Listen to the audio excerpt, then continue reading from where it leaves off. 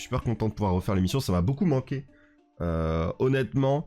Et j'avais très peur en vrai de me dire putain comment on reprend et tout au niveau des thèmes, des news, parce qu'il y en a beaucoup, tu vois, donc j'en ai raté depuis, etc. En vrai ça va, genre bah on va devoir, on sera un peu moins exhaustif que d'habitude, notamment au niveau des news, mais ça va, franchement il y a moyen de faire un truc. Et bon évidemment pour ceux qu'on n'a pas revus depuis 3 mois, parce que certains ne sont peut-être pas au courant, hein, que ce soit ceux sur YouTube ou ceux actuellement sur le chat, pour certains d'entre vous qui sont pas revenus depuis le retour des lives, je n'ai pas disparu parce que j'ai été enlevé ou autre, c'est juste que je n'avais plus de connexion internet pendant 3 semaines consécutives, et donc forcément c'est un petit peu compliqué la publication de vidéos YouTube, voilà, mais on est de retour, tout va bien, l'émission est toujours là, on est de nouveau présent régulièrement, donc il n'y a pas de problème, tout est là, Twitch, YouTube, tout va rouler maintenant, comme d'habitude. C'est-à-dire, voilà, la transition, elle est faite par Cloud. Effectivement, le support Majespecter est sorti. Donc, bah écoutez, je vous propose qu'on regarde ça avec attention. Donc, il y a eu 4 cartes Majespecter qui sont sorties. Et donc voilà, on va analyser un petit peu tout ça. C'est pas les seules cartes qu'on va voir, hein. Il y a beaucoup de cartes à voir forcément, vu que ça fait un mois qu'on a pas fait ça. Donc forcément, il y a beaucoup de choses à voir. Mais vous inquiétez pas, c'est plutôt cool. Et en vrai, il n'y en a pas non plus tant que ça. C'est assez bien segmenté. Donc franchement, on va pouvoir se faire plaisir, je pense, sans aucun problème. Alors le tout premier, c'est le Porc Épic Majespectre Yama-Arashi. Donc du coup, malheureusement, le petit Yu-Gi-Oh pour JP qui nous empêche de profiter de sa trogne. Mais bon, on voit un petit peu l'idée, vraiment, là on est vraiment sur du classique Majespectre au niveau de l'artwork. Attribut vent niveau 4, sans effet pendule, comme habituellement, bien entendu. Et puis c'est un magicien, voilà. T'es mal à la tronche du magicien, mais bon, voilà, tous les Majespectres, c'est un petit peu toujours la même idée, 1500. Ça par contre, je crois pas que c'est des stats qu'on ait l'habitude de voir, enfin, il n'y a pas de stats communes, il me semble, entre les Majespectres, donc rien de spécial à ce niveau-là. Ensuite, du coup, votre adversaire ne peut pas cibler cette carte avec des effets de carte, et aussi elle ne peut pas être détruite par des effets de carte de votre adversaire. Donc là-dessus, on est sur du gimmick qu'on a déjà vu, pas forcément l'effet le plus intéressant. Vous ne pouvez utiliser chacun des effets suivants de Porc Épic Majespectre Yama-Arashi qu'une fois par tour durant la main phase. Si vous contrôlez un monstre Majespectre, effet rapide, vous pouvez invoquer spécialement cette carte depuis votre main. Bon, ça c'est pas trop mauvais, hein, je pense. Sachant que c'est un effet rapide durant la main phase à n'importe quel moment, c'est plutôt pas mal. Ouais, c'est ça, c'est un effet commun, le fait de ne pas être targetable et ne pas être destructible. Et enfin, si cette carte est invoquée normalement ou spécialement, tu peux cibler une magie Majespectre dans ton cimetière, et là, poser. Alors au niveau des magies Majespectre, alors c'est assez précis, hein, c'est pas une magie piège, on est bien sur une magie. Honnêtement, je me rappelle d'aucune en particulier. Maintenant, dans ce pack des 4 nouvelles cartes, il y a une nouvelle magie. Donc peut-être que voilà, la carte pourra combiner là-dessus. En tout cas, voilà, quand tu la vois comme ça, c'est pas exceptionnel. En revanche, moi je trouve que quelque chose d'assez intéressant, c'est que c'est un free extender en fait. Tu vois, tu joues un Majespectre, tu peux l'aspect en effet rapide. En vrai, rien que cette partie-là de l'effet, je trouve est déjà intéressante. Enfin, avoir un free extender, ça fait de mal à personne. Ensuite, on va avoir du coup la X6 pendule qui est Draco Majespecter, qui va avoir cette fois-ci par contre un effet pendule. On va commencer par l'effet pendule. Scale 5, attention. Si vous avez une carte Majespectre ou Draco Assassin dans une autre zone pendule, vous pouvez ajouter une carte Majespectre depuis votre deck à votre main. Puis vous pouvez détruire une carte dans votre zone pendule. Cet effet, je le trouve vraiment très bon. Parce que la première condition est pas difficile, je veux dire Majespectre et Draco Assassin se jouent plus ou moins ensemble, tu tuto, puis tu détruis, mais vous connaissez les bails. Donc voilà, sachant que tu peux détruire une carte dans ta zone pendule, rien t'empêche de détruire Draco Majespectre après l'utilisation de cet effet. Donc je trouve que c'est plutôt intéressant. Et du coup derrière, si tu arrives à le réinvoquer, sous-entendu que une invocation pendule de cette carte est intéressante, et je crois que c'est effectivement le cas, vu que la première ligne, alors du coup c'est une générique, c'est une X6 générique de niveau 4, qui dit: si vous pouvez effectuer une invocation pendule de niveau 4, vous pouvez invoquer par pointillisation cette carte face recto dans votre extra deck. Donc c'est exactement ce que je disais, je crois que au final, voilà, en tant qu'X6, forcément elle a un rang, donc ça peut compliquer des fois certaines choses, mais il me semble que la majorité des X6 pendules ont plus ou moins cette variante-là pour pouvoir justement s'invoquer par pendule et être utile à ce niveau-là. Si jamais elle peut se placer dans la zone pendule, et je le vois vu que c'est son dernier effet, tu pourras du coup faire des loops un peu à l'infini où tu l'invoques continuellement. À partir de là, c'est intéressant. Si un ou plusieurs monstres sont sacrifiés tant que ce monstre est sur le terrain, vous pouvez détacher un matériel de cette carte, invoquer spécialement un monstre vent magicien de max niveau 6 depuis votre deck. Alors, cette partie-là est extrêmement intéressante parce que bah, c'est très générique. Donc évidemment, on va déjà de base penser au Mage et Spectre. Et le max niveau 6 fait totalement référence à Kirin. Kirin qui est ban maintenant depuis un petit moment. Alors, je sais que les gens se disent que peut-être Kirin pourrait revenir. C'est pas quelque chose qui serait impossible. Moi, je considère que c'est pas parce qu'il y a du support que les cartes interdites liées à ce support pourraient revenir, même s'il y a des références. Je pense qu'il est encore un peu trop tôt pour en parler. Ça pourrait arriver, et clairement, c'est pas la seule fois aujourd'hui où on va parler de ce fait-là. Je vous le dis déjà d'avance. Mais voilà, c'est pas non plus garanti, si vous voyez ce que je veux dire. Maintenant, voilà, des monstres vents magiciens de max niveau 6, il y en a. donc faudra voir comment ça se passe à ce niveau-là. Après, voilà, peut-être qu'ils se disent que peut-être d'ici les prochaines années, Kirin pourrait revenir. Vous voyez, peut-être qu'ils ne ferment pas la porte à un retour beaucoup plus tard. Ou alors peut-être qu'effectivement, ils se disent non, Kirin va revenir avec ça. Ce serait pas choquant, mais on pourrait très bien aussi dire juste non, on va continuer à faire des comment je pourrais dire ça, des références à Kirin, mais sans forcément qu'il soit inclus à ce niveau-là. Ok, donc ça c'était Draco Mage Spectre. Pardon, j'ai pas fini son truc. Tu peux utiliser que 2 fois par tour. Oh ouais, c'est pas mauvais. Ah ouais, c'est encore plus fort que ce que je pensais. Et ensuite, évidemment, si cette carte dans la zone monstre est détruite au combat par un effet de carte ou sacrifiée, tu peux la placer dans ta zone pendule. Ouais, à ce stade, t'étais pas loin d'écrire si elle quitte le terrain, zone pendule. Hein. Ça aurait pu se faire. En vrai, super intéressant. En fait, elle a aucun mauvais effet. Genre, la carte c'est le genre de carte que je peux considérer comme étant parfaite, hein. Honnêtement, elle a tout ce qu'il faut. Hein. Que la majorité des magies et des pièges de l'archétype font du tribut. Ça j'en avais bien conscience. C'est un deck pendule. Oui, bien sûr. Mage Spectre et Draco Assassin sont des decks pendules. Je le sais, la majorité des gens, ils entendent pendule, bah ils entendent plus après. Hein, voilà, si je vous dis c'est un deck pendule. Après, évidemment, je vous dis. Je sais que là, vous m'avez pas entendu, vous voyez ce que je veux dire? Donc voilà, c'est assez important de savoir aussi s'ouvrir à d'autres manières de jouer au jeu. Et forcément, voilà, les mages specteurs peuvent être assez intéressants, je pense. Donc voilà, faut pas tout de suite se dire non, ça marche pas. Bon, c'est bien, bravo, vous êtes attentifs. Et maintenant, on peut parler, je sais, de la carte qui fait le plus parler, je pense, de ces 4 cartes. Il s'agit de la Link nue, voilà. Et on va voir si, lorsqu'on va la lire, elle nous mettra tout nu. Alors du coup, ça va demander 2 monstres pendules, dont un Mage Spectre inclus. C'est toujours un magicien, 1500 d'attaque. Ça se prononce noué, ouais, mais c'est beaucoup plus drôle d'appeler ça nu. Je veux dire, à partir de là. Si cette carte est invoquée par lien, vous pouvez activer cet effet. Vous ne pouvez pas invoquer spécialement de monstres. Monstres Mage Spectre et Draco Assassin exclus depuis l'extra deck le reste de ce tour.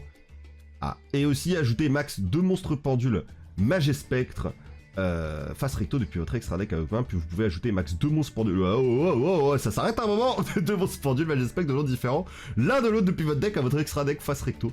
Vous pouvez utiliser cet effet qu'une fois par tour, bah encore heureux, frérot. Alors c'est une carte de fou furieux, la lock est folle furieuse aussi. Wow, la value que ça fait, c'est dinguerie. Genre tu rajoutes 2 monstres face recto de ton extra à ta main, et t'en replaces 2 depuis ton deck dans la zone. Ouais, c'est assez fort. Hein. C'est vraiment très très fort. Alors je trouve ça un peu dommage que ça lock depuis l'extra deck, sauf du Mage Spectre et du Draco Assassin. Parce que j'ai l'impression que du coup ça va... Comment je pourrais dire ça? Bah en fait ça casse tout de suite peut-être l'envie de créer des mix. Vous voyez ce que je veux dire? Moi j'aime bien combiner des archétypes, combiner des trucs. Je trouve que c'est aussi ça la beauté du jeu. Et forcément là une lock comme ça par rapport à l'extra deck sur un deck pendule, c'est chaud. Ça veut dire aussi que t'as pas accès à Beyond, sauf si tu fais Beyond avant. Mais pour moi, Orthros, je pense que c'est plus une carte... comme ça, on va arrêter de l'appeler nu, bien sûr. Je pense qu'Orthros, c'est plus une carte que tu vas avoir tendance à invoquer pour start des combos, je pense. Enfin, start des combos, vous m'avez compris, genre une fois que tu t'es installé. Bien sûr, sinon il y aurait des abus. C'est juste... peut-être une autre lock aurait pu être plus intéressante.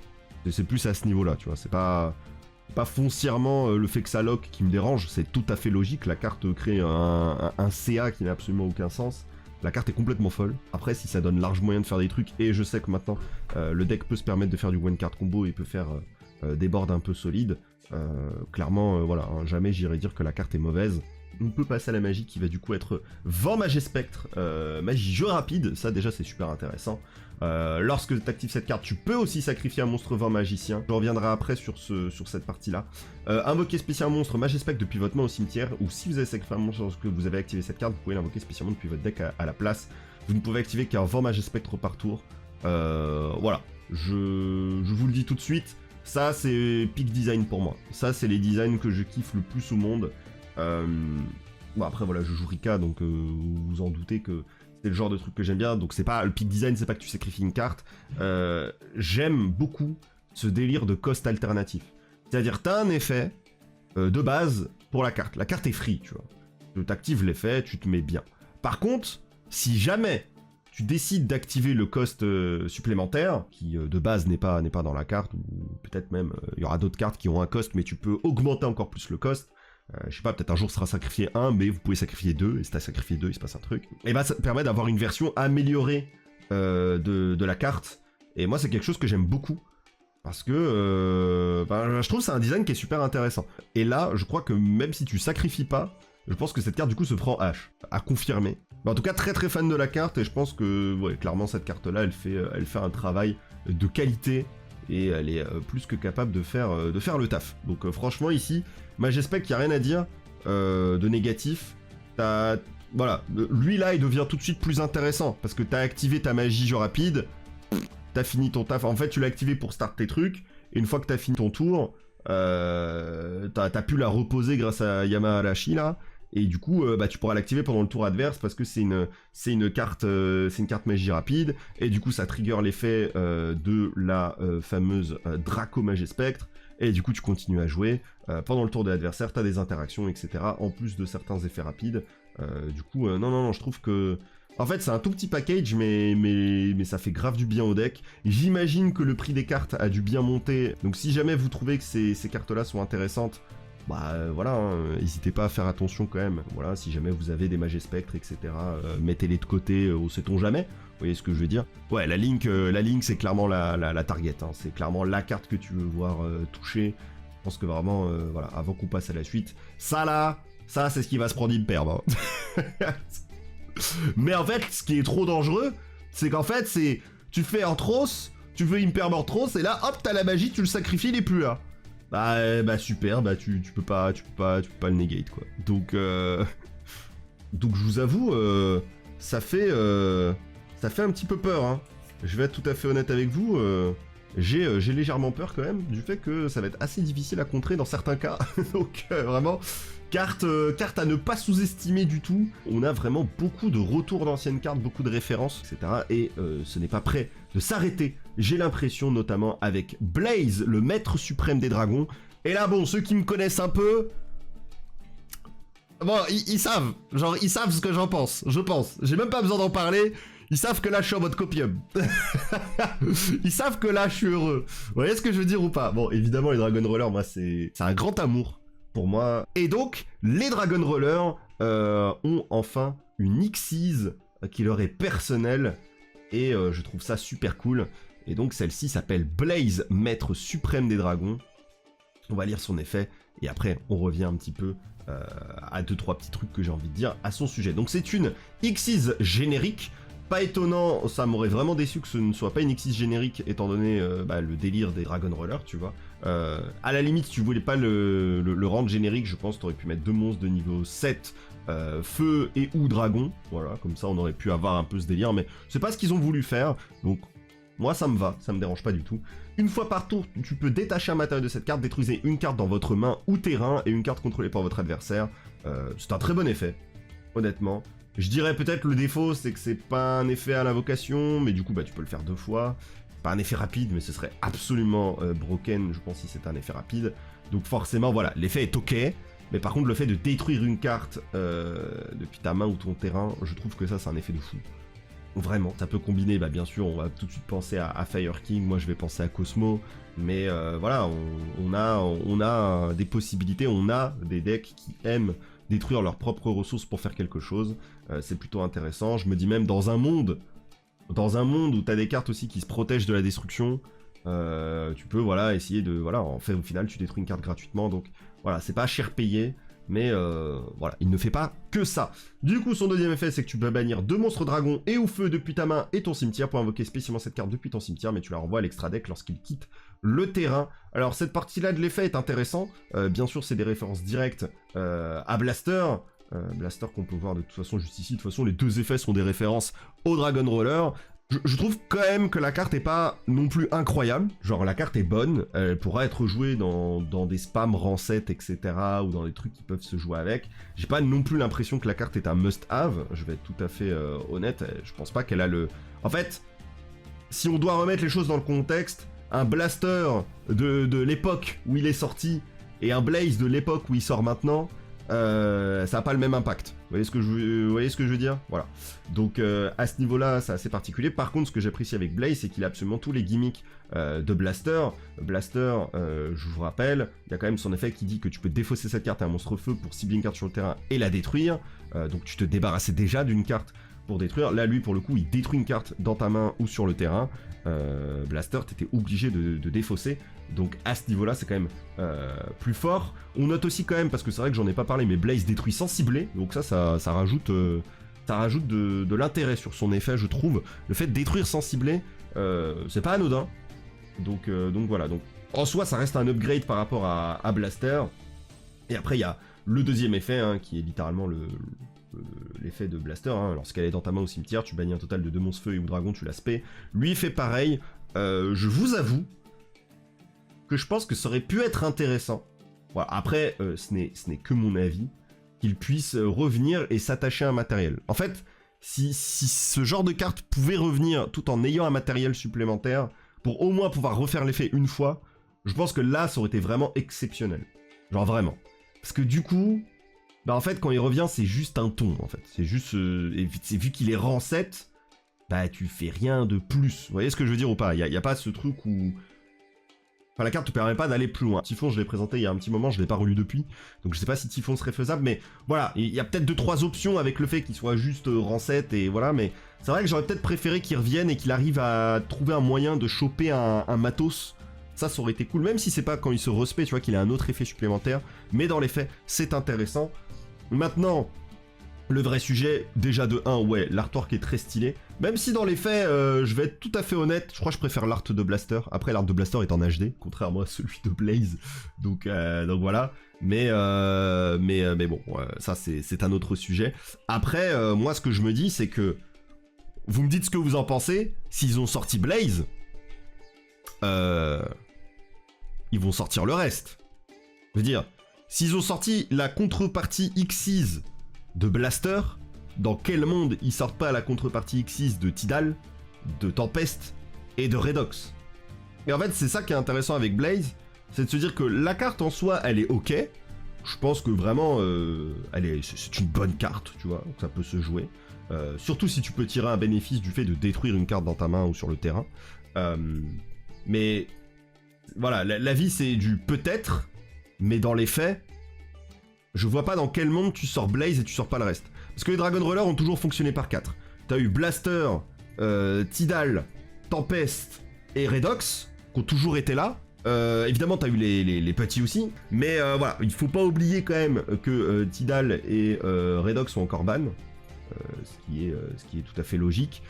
Mais vu comment fonctionne Blaze, on peut très bien se dire, bah en fait, les autres, enfin, s'il y en a d'autres, pourraient fonctionner de la même manière.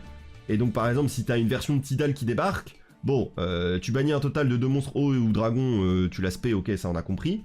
Mais surtout, bon, tu peux, je sais pas, admettons, détruire une carte que tu contrôles ou dans ta main et t'envoies un monstre depuis ton deck au cimetière. Enfin, si elle arrive à trouver un moyen de foolish un monstre haut depuis ton cimetière, la version Tidal et tirer les buns, ça va bien se passer.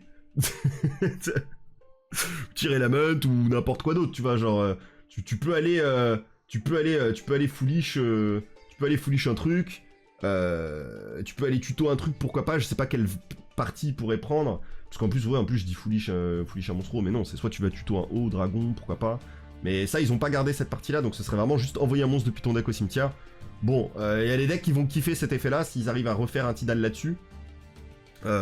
Et dans les faits, c'est une vraie question, est-ce que Tidal, dans l'état, serait plus dangereux qu'une version de Blaze, qui serait une version Tidal, hein, bien sûr.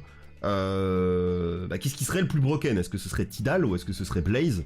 De mon point... Enfin, vous m'avez compris, une version X6 de Tidal. De mon point de vue, je pense que Tidal resterait plus fort, parce que ça reste un monstre main deck tutorisable, que tu peux faire super facilement tant que tu joues le deck pour. Là où, si c'est une X6, il faut quand même faire l'X6, vous voyez ce que je veux dire? Voilà, donc ce serait un petit peu différent. Et après, ouais, la nouvelle aussi, c'est de se dire, lui, il est générique, donc s'ils en font d'autres, elles seront génériques aussi. Tu vois, ressortir un effet de Redox, voilà, pour l'instant, on a juste Blaster et Tempest. Peut-être que c'est les deux qui sortiront d'abord, parce que c'est les deux qui sont légales. Mais voilà, vous voyez, tout à l'heure, on parlait de Kirin qui pourrait revenir. Il n'y a absolument rien qui dit qu'on pourrait pas avoir des versions... des versions X6 de ces 4 Dragon Rollers. Ça me paraît très logique vis-à-vis du, pas du lore, mais vis-à-vis du fonctionnement de ces Dragon Rollers, où t'en as eu 4 petits, on a eu les 4 grands, maintenant en avoir 4 de l'extra deck, ça me paraît tout à fait cohérent. J'ose espérer que ça arrivera et qu'on n'aura pas que Blaze, mais dans tous les cas, très content de cette carte, je trouve qu'elle est très cool et ça fait plaisir de revoir les rollers sur le devant de la scène. En soi, c'est juste une nouvelle carte, mais je trouvais que c'était intéressant parce qu'elle aborde un axe sur le futur peut-être des prochaines éditions, des prochaines cartes qui pourraient arriver. Donc forcément là-dessus, c'est plutôt cool. Et on peut passer du coup à un tout nouvel archétype qui a été annoncé, et archétype aussi qui, comme Memento, met en avant des anciennes cartes. Donc à ce niveau-là, assez étonnant. Mais visiblement, ça a l'air d'être la nouvelle manière de Konami de faire les choses. Et en fait, ce qui est assez drôle, c'est qu'ils ont tendance maintenant à... En tout cas, avec cet archétype-là aussi, l'impression que ça met en lien des cartes qui n'ont pas forcément de lien entre elles comme ça dans leur version précédente, en tout cas, et qui maintenant ont décidé d'en faire un lien. Donc, pourquoi pas? Quand je dis lien, je parle pas des monstres liens, hein, je parle vraiment d'un lien, de lien entre deux choses. Alors, on va commencer. Donc, le nom de l'archétype actuellement traduit... ce serait si l'exécutant. Non, il y a c'est l'exécuteur aussi, donc et c'est l'exécutant. Donc au final, il y a un petit peu de tout. Donc la première carte, c'est Novox, la disciple, une carte avec 50 d'attaque. Alors ça faisait longtemps qu'on n'avait pas vu ça. C'est une carte que, bon, voilà, 50 d'attaque, ça fait plaisir. Du coup, c'est un elfe de niveau 1 qui te dit que si tu invoques rituellement exactement un monstre rituel lumière, guerrier ou dragon avec un effet de carte qui nécessite l'utilisation de monstres, cette carte peut être utilisée pour l'ensemble du sacrifice. Si jamais cette carte est invoquée normalement ou spécialement, tu peux placer une magie piège continue. Si l'exec depuis ton deck face recto dans ta zone magie piège, donc ça sous-entend que du coup, c'est un archétype qui va jouer autour des MP continus.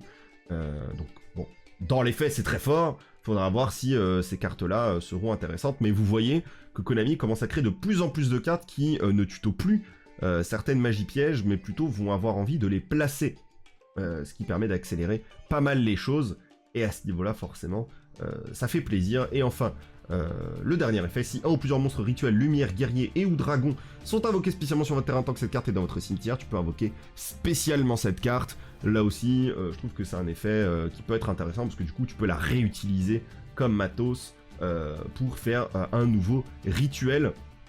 Donc c'est assez intéressant. Par contre, si je ne dis pas de bêtises, niveau ruling, tu ne peux pas, je pense, sacrifier cette carte, invoquer un monstre rituel lumière guerrier ou lumière dragon, et du coup, elle te dit, je suis au cimetière pendant l'invocation, donc je reviens. Je crois que vu que ça se passe... parce que ça dit que tant qu'elle est dans le cimetière, donc il me semble que l'entièreté du processus de l'invocation doit se dérouler tant qu'elle est dans le cimetière.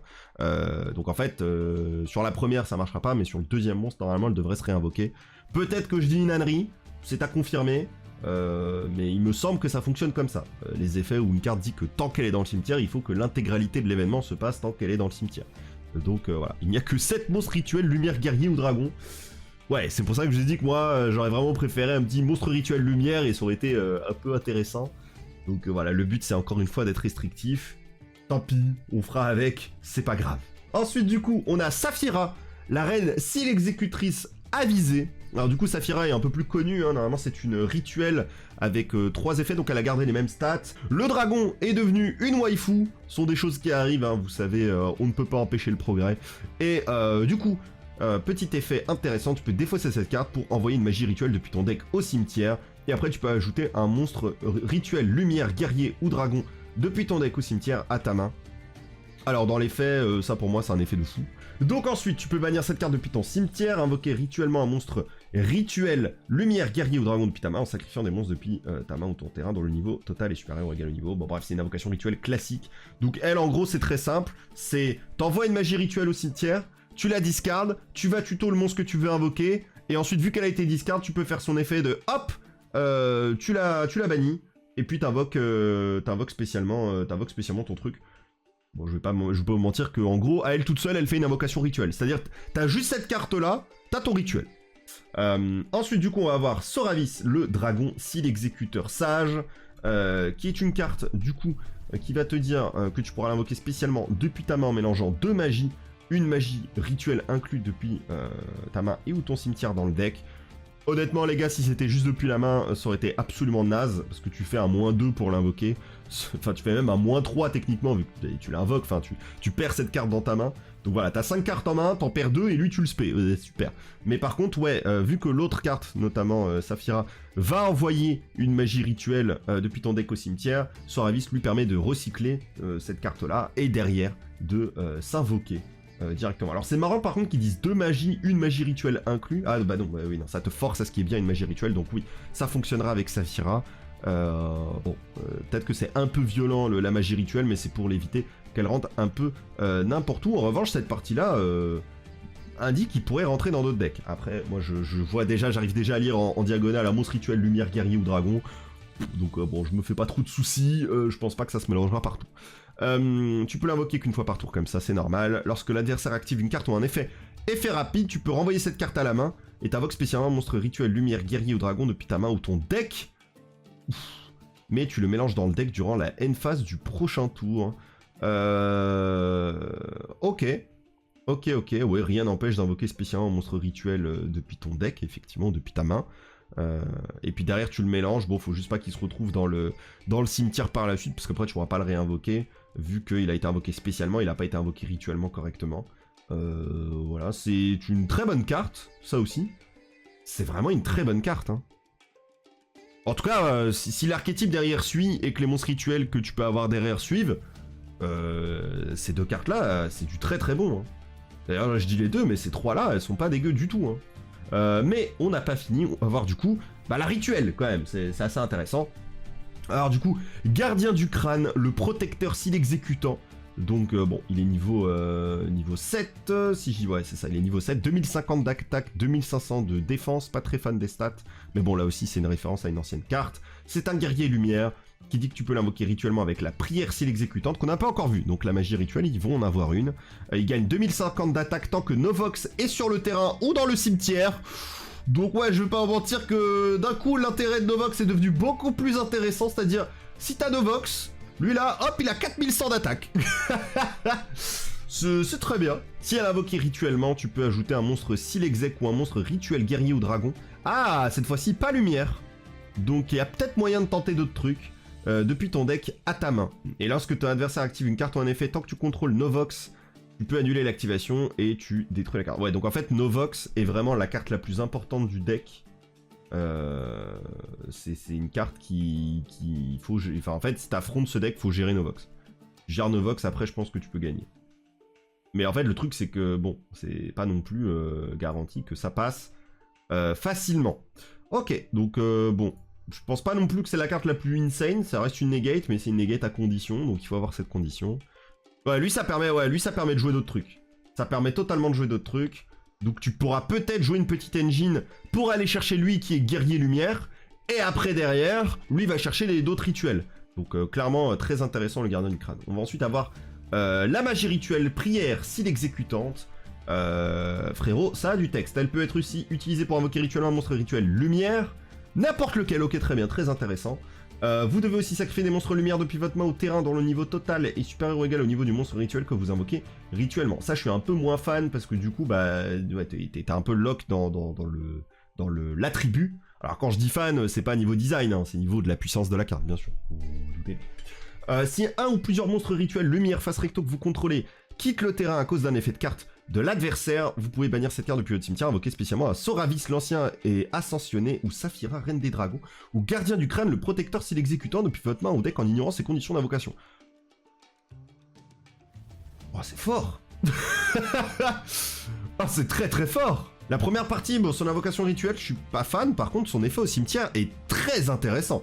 C'est-à-dire que littéralement, alors déjà elle a les 3 names, c'est-à-dire que tu peux prep dessus, tu peux récupérer cette carte plus un des 3 autres. C'est intéressant, j'aime beaucoup. Ça se paie depuis le deck, c'est pas une invocation rituelle, donc comme je lui ai dit, bon, du coup ça veut dire que, bon, derrière la carte, tu pourras pas la respect, mais tu t'en fous. Et en fait... j'ai l'impression que c'est presque le genre de deck qui pourrait dire ouais on va pas jouer juste des one-off de rituels parce qu'en fait tu veux les... t'as des accès, en fait tu peux les invoquer facilement rituellement. Il y a pas un côté ouah c'est trop galère en fait. Vous voyez ce que je veux dire? Ouais l'artwork est très stylé. De toute façon les artworks sont plutôt bien, hein. J'aime bien les artworks de l'archétype. J'ai mis des doutes quant à la faiblesse de la tribu lumière. Et je dis pas que ça va être mauvais. Je dis juste que, quoi qu'il arrive, le simple fait que tu doives utiliser des monstres lumière comme sacrifice pour ces invocations rituelles là, bah ça te prive de 5 autres attributs. Enfin, si tu veux rajouter ces autres attributs-là dans ta main, ça fragilise les choses. Enfin, tu peux brick à cause de ça, tu vois, ça peut arriver. Ça peut arriver que tu ne puisses pas résoudre la carte à cause de ça. Donc faudra juste faire attention à ça. Après, ça a l'air assez stable. Donc ça essaye quand même de tourner un peu autour de tout ce qui va être drôle, etc. Tu sais, ça fait pas que ajouter, ça se paie aussi depuis le deck ces rituels-là. Et je pense que c'est ce dont la mécanique a besoin. Parce qu'en fait, bon... le problème des rituels, c'est que c'est tellement pas stable que Konami ont créé 20 milliards de cartes qui dit tuto ça, puis après tu tuto ça, puis après tu tuto ça, et c'est bon, t'as enfin le droit de faire ta rituel, pour qu'après ta rituel se fasse juste détruire bêtement par n'importe quoi. Alors que là, il y a vraiment ce truc où, non, invoquer rituellement, ça a pas l'air d'être difficile avec ce deck, et je pense que c'est quelque chose à ne pas négliger, sachant qu'en vrai, Saphira et Soravis, de ce que j'en sais, c'est pas des mauvaises cartes rituelles, hein. C'est juste que jusqu'à présent, elles étaient pas ultra jouées, elles étaient jouées dans certains decks, mais c'était pas ultra joué juste parce que c'était beaucoup d'efforts. Sauf que là, l'effort, il est réduit d'un quart de moitié de siècle, là. Donc c'est intéressant, clairement. Donc voilà, franchement, si là, le deck vous intéresse... Bon, ça sort pas pour tout de suite, hein. Pareil, c'est pour Phantom Nightmare, donc c'est en 2024, ça sera en même temps que les Mages Spectres. Est-ce que Mages Spectres, ce sera plus fort que ça? Il y a peut-être des chances, mais en vrai, bon, voilà, si les rituels, ça vous fait kiffer, moi, c'est une mécanique que j'aime bien, je trouve qu'elle est... On pourrait toujours en faire mieux, des rituels. On peut s'arranger pour rendre les rituels plus intéressants. Et clairement, je sais pas, j'ai l'impression qu'il y a une volonté là, il y a Nouvelle, on a Seal Executor, enfin j'ai l'impression qu'en tout cas il y a une volonté de la part de Konami de remettre en avant les rituels, les pendules. Et enfin, on va avoir, alors je dis enfin, on a encore 2 cartes, on va avoir du coup Barrière Seal Exécutante, j'adore cette art, quel dommage qu'il soit pas en HD. Tant que vous contrôlez Novox, la disciple Seal Exécutrice, ou un monstre rituel lumière, là aussi c'est très intéressant, ou un monstre rituel lumière, les monstres de votre adversaire ne peuvent pas cibler les monstres non rituels avec une attaque. Et aussi, votre adversaire ne peut pas cibler les monstres lumière que vous contrôlez avec des effets de carte. Oh putain, c'est intéressant ça. Donc en fait, les seuls targets, c'est les monstres lumière. C'est pour ça que en fait, tu mets ton ton à... Ok, en fait, tu mets Gardien du Crâne K4100, qui est une negate, et derrière l'adversaire, il est obligé d'aller le péter. Sachant qu'il peut pas target les autres monstres lumière. Par des effets de carte de toute manière. Putain, en vrai... En vrai, c'est pas mauvais, hein. Dans un monde où, et vous le savez que ce monde c'est le nôtre, où les gens ne se préoccupent pas assez des magies pièges continues, des floodgates et des trucs comme ça, c'est pas dégueu, sachant que c'est pas le seul effet. Durant votre main phase, vous avez ajouté une carte Seal Exec pour un boost rituel depuis votre deck à votre main. À partir de là, les gars, la carte est très forte en fait. Une fois par tour, tu tuto un truc. Alors, le monstre rituel, c'est Gardien du Crâne. T'as pas le choix. Donc, c'est soit celui qu'on a vu, soit l'ancienne version. Bon. Putain, j'ai l'impression que la carte est vraiment beaucoup plus forte qu'il n'y paraît. Hein. Voilà. Donc, je sais pas qu'est-ce que vous en pensez. Et puis après, on va avoir Autorité, une piège continu. On rappelle que Novox pose... Parce que oui, on en a pas parlé, hein. Mais je rappelle que Novox, elle pose soit celle qu'on vient de voir... Donc soit la barrière, donc ça c'est un accès ultra rapide, super intéressant, soit il y aura autorité. Donc voilà, déjà Novox barrière c'est solide, mais alors Novox autorité, voyons ce que ça fait. Durant la main phase, vous pouvez activer un de ces effets, vu qu'elle va être placée, tu pourras l'activer tout de suite. En tout cas, un des 2 effets. tu mélanges un monstre rituel, lumière guerrier, ou dragon, ou une magie rituelle depuis ta main, ou cimetière dans le deck, et si tu le fais, tu prends un monstre style exec depuis ton deck, et soit tu l'ajoutes à ta main, soit tu l'invoques spécialement. C'est vraiment fort, hein. Genre ça, c'est fort de fou, hein. Je rappelle, l'autre carte, là, elle s'envoie au cimetière. Saphira, tu la remélanges dans le deck avec autorité, tu respectes un truc. Parce que là, en plus, on est bien d'accord que, vu la manière dont il le dit, tu peux respect les rituels. C'est des styles exécutants. Enfin, c'est des styles exec, quoi. Donc, alors, pas lui, mais genre lui, c'est un style exécutant, il est totalement invocable spécialement de cette manière. Mais après, voilà, si tu veux profiter de Gardien du Crâne, il faut l'invoquer rituellement. Donc c'est là aussi où il faudra faire attention à ce genre de truc. Mais par contre, pour Saphira et l'autre, faudrait que je vois. Enfin, je trouve que c'est super fort, ouais, avec Soravis ou des trucs comme ça, c'est... Il y a des trucs à faire qui sont bien solides. Hein. J'aime bien, hein. Qu'on parle de Soravis ou même de la rituelle, je trouve que c'est très fort. Deuxième effet, parce qu'on était que sur le premier, mais il aurait que celui-là, ce serait déjà très bien. Ciblez un nombre de cartes contrôlées par votre adversaire inférieur ou égal au nombre de monstres rituels, lumière, guerrier et dragon que vous contrôlez, détruisez-les ainsi que cette carte. Quoi? Oh la carte de Zaza. Oh la Dugs. Tu la poses T1, tu fais ton truc avec l'effet 1, et après, quand c'est le tour adverse, et que toi t'es setup, tu peux détruire un board. C'est beau. Oh, autorité, alors je suis désolé, ces deux-là, c'est des cartes masterclass, genre. Les deux sont exceptionnels, genre. T'as une carte qui dit, tu peux pas me target mes monstres, et t'es obligé de taper mes putains de rituels, et en plus, t'as une piège qui dit, moi je spé n'importe quoi super facilement, et en plus de ça, je peux tout péter. Parce que autorité, ce qui est super intéressant, c'est que si le mec en face, il arrive à gérer ta Novox, bah en fait, autorité te permet de respect Novox, en fait. Depuis ton deck. Oh, le deck est vraiment intéressant, genre, le premier degré, j'ai envie de le jouer, genre. Bon, en tout cas, voilà, c'était tout pour les news. Je pense qu'on a fait un joli petit tour à ce sujet.